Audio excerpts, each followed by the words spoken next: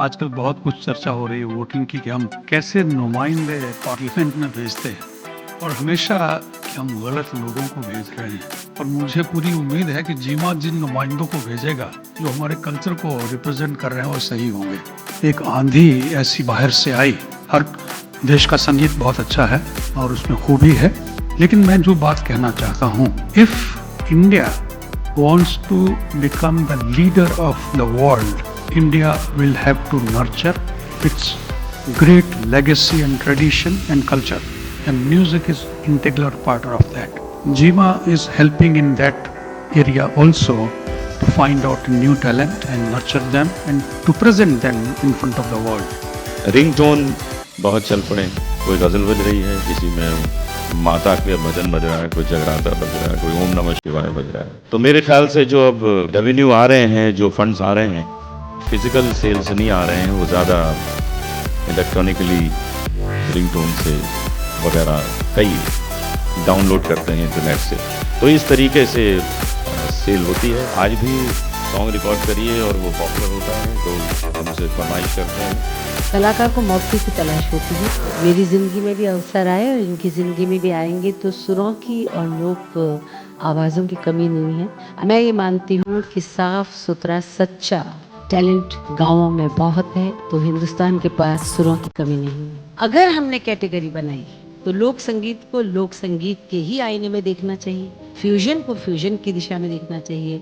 ऐसे भी कलाकार हैं जिन्होंने फिल्मों में कभी नहीं गाया लेकिन भारत रत्न उन्हें मिला, पंडित भीमसेन जोशी। ये बहुत बड़ी बात है क्लासिकल सिंगर के लिए या नॉन फिल्मी सिंगर के लिए, एक ऐसा प्लेटफॉर्म।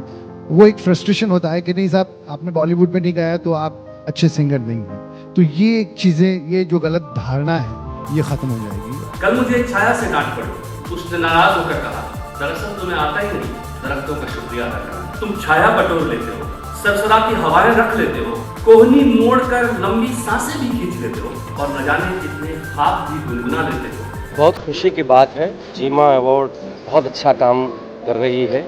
हर किस्म के संगीत, चाहे वो फोक हो, चाहे वो गज़ल हो, चाहे वो भजन हो, संगीत के लिए कर रही है। ये बहुत ही इम्पोर्टेंट है। मुझे भी इस बार उन्होंने एक जूरी का काम सौंपा और मुझे अच्छा लगा। देखिए, जीमा बहुत पहले से ज़रूरत थी। जो फिल्म है वो अपने म्यूज़िक को प्रमोट कर लेती है खुद। नॉन फिल्म म्यूज़िक के लिए तो हमारे अपने ही चेहरे हैं। हमने अगर भजन गाया या गज़ल गाई तो वो आमिर खान ने तो गाई नहीं या सलमान खान से गाई, हमने अपने खुद गाई।